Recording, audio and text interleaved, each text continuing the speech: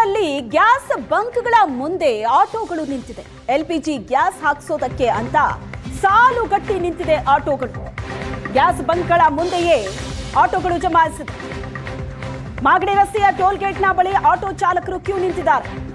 Bharat LPG auto gas ಬಂಕ್ನ ಮುಂದೆ full rush ಇದೆ. ಗ್ಯಾಸ್ಗೋಸ್ಕರ ಸತತ 2 ಗಂಟೆಗಳ ಕಾಲ ಚಾಲಕರು ಕ್ಯೂ ನಿಂತಿದ್ದಾರೆ. ಬೆಳಗ್ಗೆ 6 ಗಂಟೆಯಿಂದಲೇ ಗ್ಯಾಸ್ ಹಾಕ್ತಾ ಇದ್ದಾರೆ ಸಿಬ್ಬಂದಿ.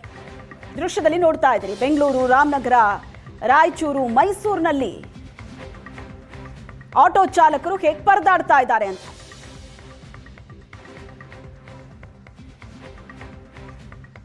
ಒಂದು ತಿಂಗಳಿಂದ ಎಲ್ಪಿಜಿ ಆಟೋ ಓಡಿಸೋರ ಒಂದು ಸಮಸ್ಯೆ ಅಂತೂ ಮುಗಿತಾನೇ ಇಲ್ಲ. ನಿಜಕ್ಕೂ ಕೂಡ ಗ್ಯಾಸ್ ಹಾಕಿಸುವಂಥ ವಿಚಾರವಾಗಿ ಸಾಕಷ್ಟು ಹೈರಾಣಾಗಿದ್ದಾರೆ ಚಾಲಕರು. ಇವತ್ತು ಕೂಡ ಸಾಕಷ್ಟು ಬಂಕ್ಗಳ ಮುಂದೆ ಸಾಲುಗಟ್ಟಿ ನಿಂತು ಆಟೋಗೆ ಗ್ಯಾಸ್ ತುಂಬಿಸುವಂತಹ ಕೆಲಸವನ್ನು ಮಾಡ್ತಾ ಇದ್ದಾರೆ. ಸದ್ಯ ನಾವಿರುವಂತಹ ಸ್ಥಳ ಬೆಂಗಳೂರಿನ ಮಾಗಡಿ ರಸ್ತೆಯಲ್ಲಿರುವಂತಹ ಭಾರತ್ ಪೆಟ್ರೋಲ್ ಬಂಕ್ ಅಲ್ಲಿರುವಂತಹ ಗ್ಯಾಸ್ ಸ್ಟೇಷನ್ ಮುಂದೆ.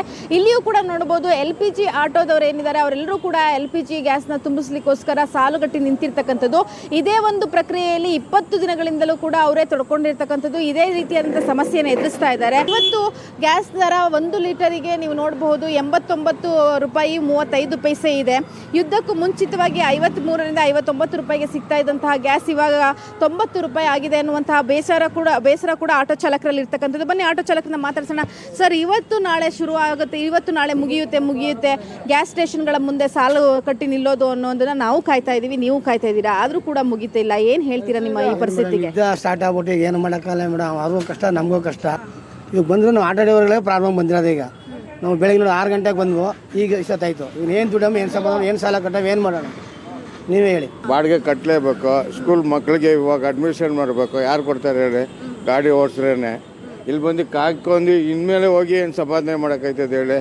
ಈ ಥರ ಓಮ್ನಿ ಬಂದರೆ ಬಿಡ್ತಾರೆ. ಏನು ಮಾಡೋಕ್ಕೈತೆ? ನಮ್ಮ ಕಷ್ಟನ ಇವ್ರು ತಿಳ್ಕೊಳ್ಳೋದಿಲ್ಲ, ಸರ್ಕಾರನೂ ತಿಳ್ಕೊಳ್ಳೋದಿಲ್ಲ ಇಲ್ವಾ?